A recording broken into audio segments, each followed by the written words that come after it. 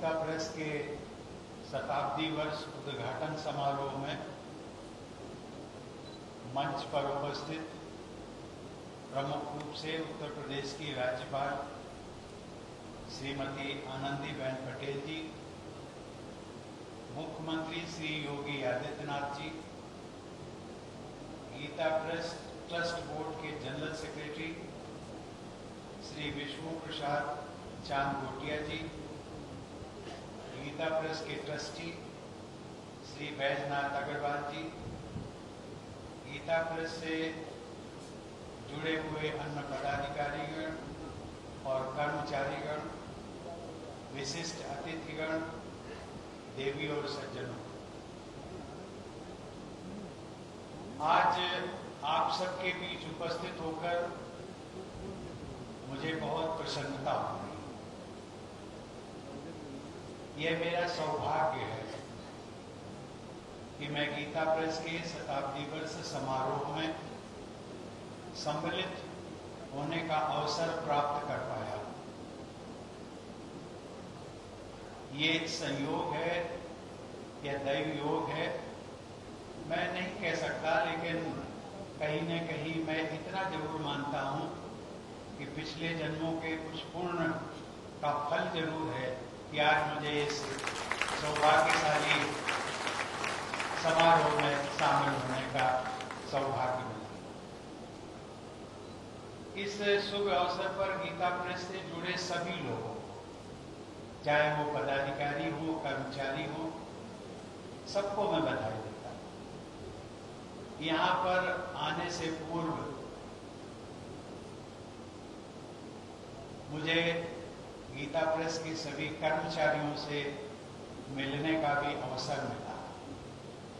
मैंने उनकी निष्ठा, ईमानदारी और सद्भावना इस प्रेस के लिए जो मैंने देखी वो अद्वितीय थी। उनकी निष्ठा, उनका अनुशासन, उसकी जितनी भी प्रशंसा की जाए वो कम है। इसके पश्चात मुझे लीला चित्र मंदिर के भ्रमण का भी सुअवसर प्राप्त हुआ और मैं मुख्यमंत्री जी को कह रहा था कि ये कल्पना जिन चित्रों को सार्थक रूप दिया है वो किसी इंसान की नहीं हो सकती है। ये कल्पना तो किसी दैव योग से ही, जिन चित्रकारों ने भी बनाया है उसे अद्भुत। और एक गीता की पांडुलिपि का भी मुझे देखने का सौभाग्य मिला, उसको दूरबीन से दिखाया गया। मैं हैरान था कि एक छोटी सी, एक लगभग 6 इंच के डायामीटर में वो पूरी गीता का समायोजन किया गया है। ऐसा कौन सा इंसान तो नहीं हो सकता। यदि यह इंसान होगा तो इंसान के रूप में उस पर भगवान की कृपा जरूर रही होगी। अभी मेरे मन में विचार आया था कि ये जो बड़े बड़े काम होते हैं इस संसार में, उसके पीछे दैवी शक्तियां होती हैं। और जब हनुमान जी का नाम आता है तो वो चाहे रामचरितमानस का हो, चाहे वो कुरुक्षेत्र में महाभारत का युद्ध हो, दोनों युद्धों में, दोनों क्षेत्रों में हनुमान जी की अपना योगदान रहा है। उनके योगदान के बिना ये दोनों कार्य पूरे नहीं हो सकते। और मैं उसी परिप्रेक्ष्य में कहना चाहूंगा कि गीता प्रेस को भी आगे ले जाने में हनुमान जी की ही कृपा है, अर्थात हनुमान प्रसाद पोद्दार।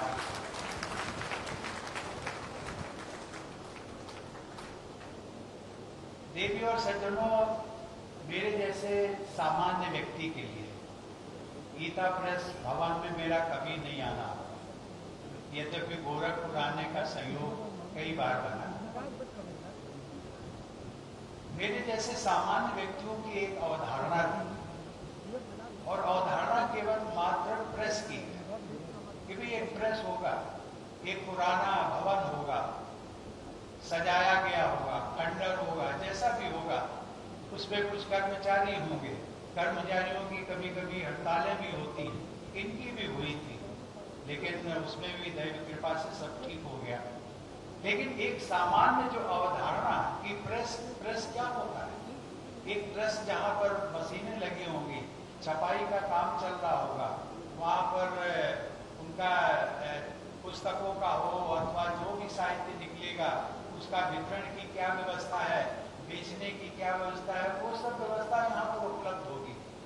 लेकिन आज तो मुझे देखने को मिला कि ये गीता प्रेस नहीं है, बल्कि ये साहित्य का एक मंदिर है।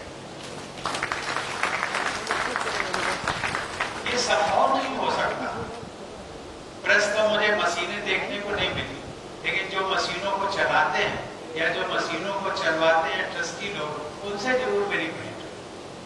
लेकिन मैंने एक अद्भुत चीज, और अद्भुत वो कि ये सही मायने में नाम इसका गीता प्रेस है, लेकिन सनातन धर्म को यदि इसको बचाए रखने में, यदि हमारे मंदिरों और तीर्थ स्थलों का जितना योगदान है, उतना ही योगदान गीता प्रेस के द्वारा प्रोडक्ट किया गया साहित्य।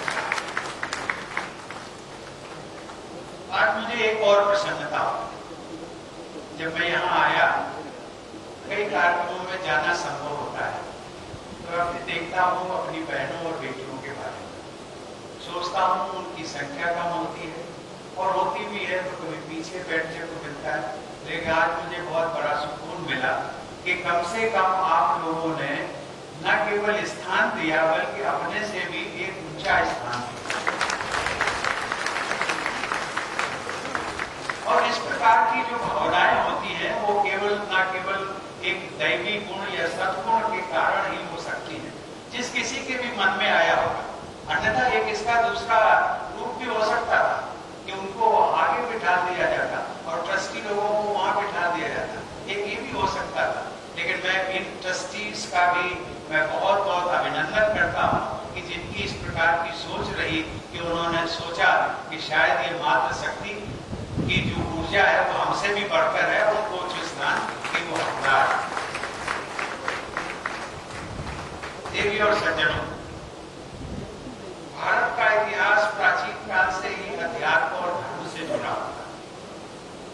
हमारे देश के सम्राटों ने, राजा महाराजाओं ने प्राय अपने अनुशासन में धर्म का भी पालन किया, और कहा तो ये जाता था कि धर्म और शासन दोनों एक साथ चलते, दोनों एक दूसरे के पूरक होते। आज वो दृश्य हमें यहाँ पर भी देखने को मिल रहा है। आदरणीय योगी जी हमारे प्रदेश के यशस्वी मुख्यमंत्री भी हैं और गोरक्ष पीठ के पीठाधीश्वर भी। ये एक व्यक्ति में ये दोनों चीजों का समाहित होना, वो अपने आप में बहुत बड़ी बात है।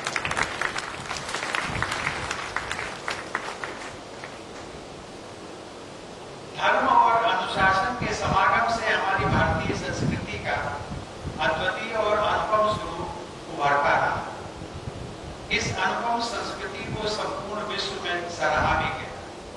ये हम सबके लिए गर्व की बात है कि भारत की संस्कृति एवं ज्ञान परंपरा हजारों वर्षों से अविरत चलती आ रही है और भारत विश्व की सबसे पुरानी सभ्यताओं में से एक बन चुकी है। मैं इस बात की सराहना करता हूं कि भारत के आध्यात्मिक और सांस्कृतिक ज्ञान को जन जन तक ले जाने में गीता प्रेस ने बहुत ही महत्वपूर्ण भूमिका निभाई है। अपने प्रकाशन के माध्यम से गीता प्रेस ने हिंदू धार्मिक और आध्यात्मिक प्रसंगों को जनमानस तक पहुंचाया। मुझे बताया गया है कि गीता प्रेस की स्थापना के पीछे मंशा थी गीता का प्रचार प्रसार और जन जन में भगवत प्रेम जागृत करना। इस कार्य को आरंभ करने का श्रेय श्री जयदयाल गोयनका जी को जाता है। श्री जयदयाल गोयनका जी को सेठ जी के नाम से उनको पुकारा जाता था। मुझे बताया गया कि ये उपनाम उनको संबोधन हेतु स्वामी श्री राम सुखदास जी ने दिया था, जो उनके सभी अनुयायियों में प्रचलित हो गया। देवी और सज्जनों, भगवत गीता में एक श्लोक अत्यंत महत्वपूर्ण है, जिसका मैं इस सभा में जरूर उल्लेख करना चाहूंगा। यम इमं परमं गुह्यं मद भक्तेषु अभिदास्यति भक्तिं मयि परां कृत्वा मामेव ऐषति असंशय। अर्थात अत्यंत भक्ति से जो व्यक्ति इस परम गोपनीय संवाद गीता ग्रंथ को मेरे भक्तों से कहेगा कि भगवान कृष्ण ने कहा वो मुझे ही प्राप्त होगा, इसमें कोई संदेह नहीं। इसी श्लोक में आगे की पंक्तियों में यह भी स्पष्ट लिखा गया है कि ऐसे व्यक्ति से न तो उससे बढ़कर मेरा अतिशय प्रिय कार्य करने वाला मनुष्यों में कोई है और न ही उससे बढ़कर मेरा प्रिय इस पृथ्वी पर दूसरा कोई होगा। संभवतः इसी श्लोक के प्रेरणा स्वरूप सेठ जी ने कोलकाता में अपने कार्य के साथ ही सत्संग करना प्रारंभ किया। इन सत्संग सभाओं में गीता पाठ किया जाता था। उनकी यह सत्संग सभा क्रमशः लोकप्रिय होती गई और सत्संगों में सम्मिलित व्यक्तियों की संख्या बढ़ने लगी। सभी साधकों को स्वाध्याय हेतु गीता ग्रंथ की आवश्यकता थी, परंतु गीता की पुस्तक जो शुद्ध रूप और सही अर्थ से युक्त हो और सस्ती भी हो, उस समय सुलभता से उपलब्ध नहीं। कि प्राय देखा गया है कि आवश्यकता ही आविष्कार की जननी होती और यह पुनः सिद्ध हुआ जब भगवत गीता को शुद्ध रूप में प्राप्त करने की इच्छा और सामान्य जनता को उपलब्ध कराने की भावना ही गीता प्रेस की स्थापना का कारण बनी। तदोपरांत श्री घनश्याम दास जी जाला तथा श्री महावीर प्रसाद जी पोद्दार ने गोरखपुर में इस प्रेस को स्थापित करने का प्रस्ताव रखा, जिसे सेठ जी ने स्वीकृति दी।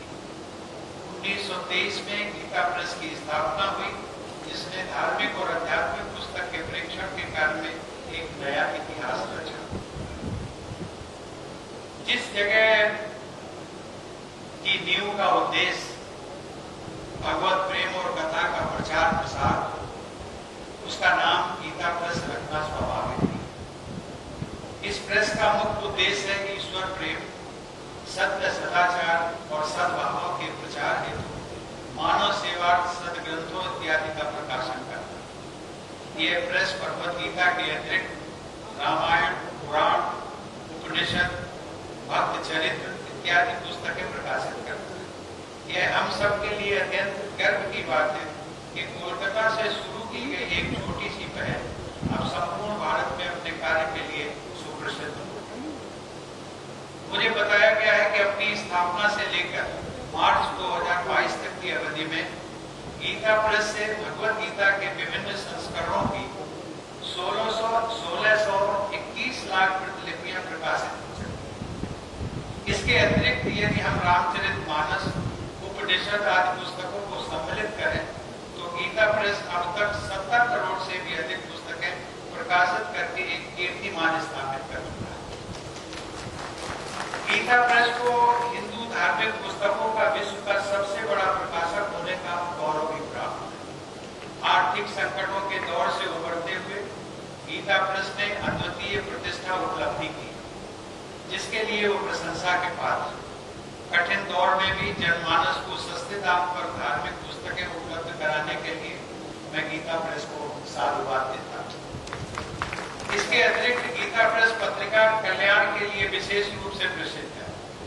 कल्याण का प्रकाशन 1926 से लगातार हो रहा है। इस पत्रिका के आद्य संपादक श्री हनुमान प्रसाद जी पोद्दार थे। आध्यात्मिक दृष्टि से कल्याण के विशेषांकों का संग्रहण ही साहित्य के रूप में प्रतिष्ठित स्थान है। कल्याण पत्रिका संभवतः गीता प्रेस के सबसे प्रसिद्ध प्रकाशनों में से एक है। ये भारत में अब तक सबसे व्यापक रूप से पढ़ी जाने वाली धार्मिक पत्रिका भी है। यहाँ पर मैं जरूर उल्लेख करना चाहूंगा, मुख्यमंत्री जी ने भी किया, ये बात सच है कि मैं कल्याण का एक साधारण पाठक हूँ। मुझे प्रतिभा मिलती है और उसके लिए मैं गीता प्रेस के सभी पदाधिकारियों को धन्यवाद भी देता हूँ। लेकिन आज जब मैं लीला चित्र मंदिर का भ्रमण किया और पूरे प्रांगण को देखा तो मुझे एक अनुभव हुआ कि आज की यात्रा मेरी अधूरी है। अभी मुझे एक बार और आना है। कब आना है ये संयोग, दैव संयोग का होगा, लेकिन मेरे मन की इच्छा है और मैं ईश्वर से प्रार्थना करूंगा कि मेरी इच्छा ये जल्द से जल्द पूरी हो। देवी और सज्जनों, कल्याण पत्रिका जिसका मैं उल्लेख कर रहा था, राष्ट्रपिता महात्मा गांधी जी का लेख प्रकाशित करने का भी सौभाग्य प्राप्त है। अपने प्रथम अंक में प्रकाशित इस लेख में गांधी जी ने लिखा था कि मनुष्य का धर्म है ईश्वर के निकट ले जाने वाली सर्व शक्तियों का विकास करना और तमाम प्रतिकूल शक्तियों का त्याग कर देना, यही उसका दोहरा धर्म है। गीता प्रेस अपनी पुस्तकों और पत्रिकाओं के माध्यम से इसी लक्ष्य को जन सामान्य तक पहुंचाने हेतु निरंतर प्रयासरत है। उनके प्रयास के लिए मेरी हार्दिक शुभकामनाएं उनके साथ है। देवी और सज्जनों, मैं एक बात का और भी उल्लेख करना चाहूंगा। गीता प्रेस के लगभग 1850 वर्तमान प्रकाशनों में करीब 760 प्रकाशन संस्कृत एवं हिंदी के, परंतु शेष प्रकाशन अन्य भाषाओं में भी, जिनमें गुजराती, मराठी, तेलुगु, बांग्ला, उड़िया, तमिल, कन्नड़, असमिया, मलयालम, नेपाली, उर्दू, पंजाबी एवं अंग्रेजी भी शामिल है। इस बात से एक और पहलू उजागर होता है और वो है हमारी भारतीय संस्कृति का अनेकता में एकता का सिद्धांत। भारतीय संस्कृति में धार्मिक एवं आध्यात्मिक आधार पूर्व से लेकर पश्चिम और उत्तर से लेकर दक्षिण तक एक ही। यदि रामायण हिंदी में लोकप्रिय है तो तमिल और गुजराती में भी उतनी ही प्रसिद्धि एवं मान है। सामाजिक संस्कृति का इससे बेहतर उदाहरण मिलना कठिन होगा जहाँ एक ही कथा एवं विचारधारा अनेक भाषाओं में उपलब्ध हो और मान्य भी हो। इसी प्रकार गीता प्रेस परिसर का मुख्य द्वार हमारे देश की विभिन्नता और एकता को दर्शाता है। यह द्वार भारत की विभिन्न कला एवं शैलियों का समागम है। कला के अतिरिक्त इस द्वार में भारतीय संस्कृति एवं धर्म की गौरवमयी गाथा भी निहित है। इस द्वार का उद्घाटन सन 1955 में, जैसा बताया गया, भारत के प्रथम राष्ट्रपति और मेरे पूर्ववर्ती डॉक्टर राजेंद्र प्रसाद जी ने किया था। हमारी संस्कृति का प्रतीक यह द्वार आज एक दर्शनीय स्थल भी बन गया है। ये मेरा सौभाग्य है कि इस गीता प्रेस परिसर का मुख्य द्वार का आज मुझे दर्शन करने का भी सौभाग्य मिला। एक बात का मैं और उल्लेख करना चाहूंगा, वो ये है कि गीता प्रेस ने अपनी शाखाएं अब भारत की सीमाओं से बाहर भी स्थापित करने की योजना बनाई। हमारे पड़ोसी देश नेपाल में गीता प्रेस ने अपनी शाखा आरंभ करके अपनी पहुंच को एक नई दिशा दी। मुझे बताया गया है कि विश्व के अनेक देशों में गीता प्रेस की पुस्तकें एवं प्रकाशन अत्यंत लोकप्रिय है। मैं आशा करता हूं कि गीता प्रेस की शाखाएं विश्व के अनेक प्रमुख देशों में भी स्थापित होगी और पूरा विश्व भारत की संस्कृति और दर्शन से लाभान्वित होगा। मैं एक अपना अनुभव भी आप सबसे साझा करना चाहूंगा कि मैं जब विदेश यात्रा पर राजकीय यात्रा होती है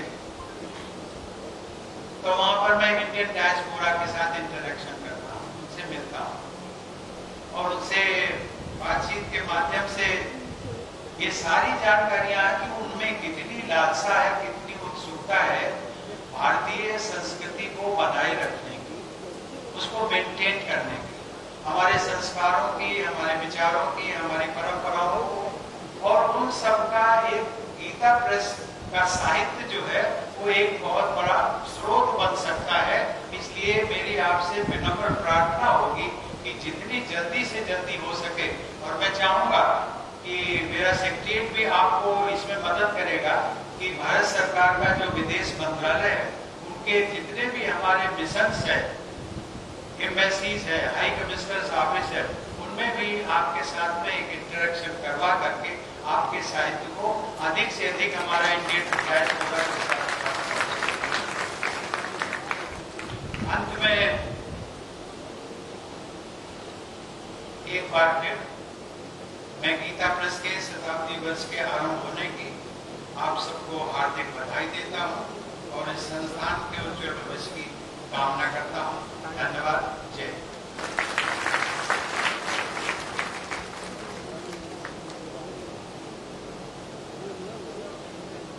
राष्ट्र